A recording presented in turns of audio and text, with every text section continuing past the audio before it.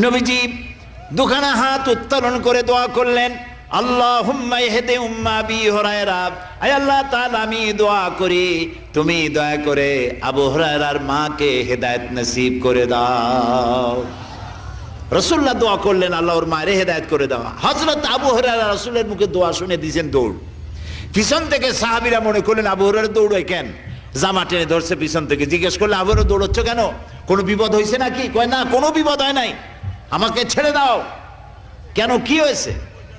হযরত আবু হুরায়রা বলেন, সাহাবীরা আমাকে ছাড়ো, আমি দৌড়াইয়া বাড়ি গিয়ে দেখতে চাই। আমি আগে দৌড়াইয়া বাড়ি পৌঁছলাম, নাবি বাড়ি পৌঁছবার আগে আল্লাহ নবীর দোয়া আমার বাড়ি পৌঁছায়ছে। এই দুইটা জিনিসের কোনটা আমি দেখতে চাই?